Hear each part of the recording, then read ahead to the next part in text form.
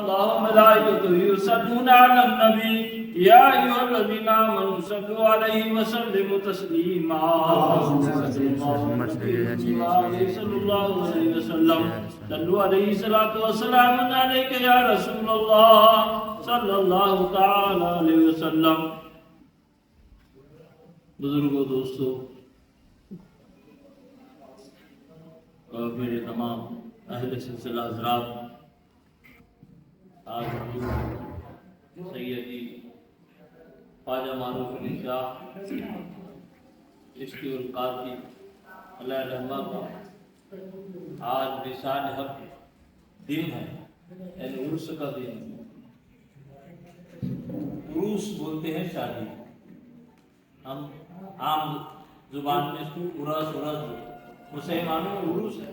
عروس کے معنی خوشی کے ہے، اور اللہ کی ذات میں آج آپ مثال حق ہو، یعنی مل گئے جاتے، اس لیے معتبر دن ہے، بڑا دن ہے.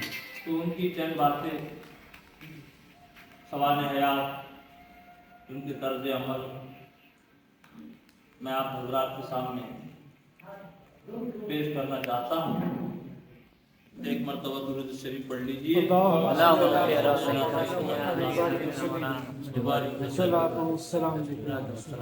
اسے خرید لیا ہے خدا کی رحمت نے، اسے خرید لیا ہے خدا کی رحمت نے، تمہارے ہاتھ پہ جو بک گیا غریب نواز.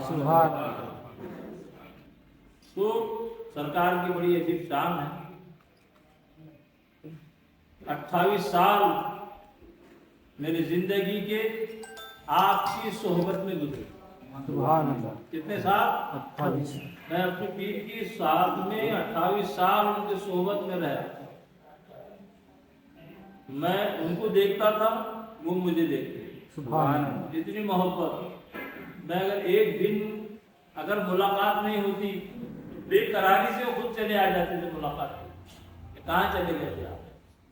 اور میری اگر ان سے ملاقات نہیں ہوتی تو میں بھی بے قراری سے ان سے ملاقات کے لیے چلا جاتا. جب ایک دوسرے کو دیکھتے تو دونوں بڑے محبت سے مسکراتے. اتنی محبت تھی دونوں. تو آپ کی زندگی کے بہت ساری باتیں ہیں، اس پہ طویل وقت چاہیے کہنے کے لیے، بولنے کے لیے، مگر خاص باتیں جو سبق آموز ہے وہ آپ کو گوش و گزار کر دیتا ہوں. آپ کی زندگی میں سبھی عمل اچھے تھے، مگر چند عمل عجیب تھے. جیسا آپ کی زندگی کا ایک معمول تھا کہ آپ ہمیشہ باوضو رہتے. سبحان اللہ. ہمیشہ وضو سے رہتے ہیں، اور وضو بھی ایسا نہیں کہ 10 بار اگر طہارت کا موقع ملے، 10 بار. کمزوری کے عالم میں، بڑھاپے کے عالم میں انسان کو پیشاب آیا ہی کرتا ہے. حاجات، کچھ نہ کچھ حاجات رہتی ہے، تکالیف ہوتی ہے، مگر جتنے بار آپ کو طہارت کے لیے جاتے اتنی بار وضو بناتے. سبحان اللہ. 24 گھنٹے میں نے ان کو ہمیشہ وضو سے ہی دیکھا. بستر پہ جاتے تو بھی وضو کر کے سوتے. سبحان اللہ. یہ خاص بات کہ آپ ہمیشہ باوضو رہے. میں نے ایک دن پوچھ لیا، میں نے بات میں وضو کیوں بناتے آپ؟ تو آپ نے بڑا اچھا جواب دیا، وضو کرنا فرض ہے. سبحان اللہ. وضو کرنا فرض ہے. غسل کرنا بھی فرض ہے. جس کا غسل صحیح ہوگا اس کا وضو صحیح ہوگا، جس کا وضو صحیح ہوگا اس کی ہر عبادت قبول ہوگی. ہے نا؟ ہمیشہ باوضو رہنا چاہیے.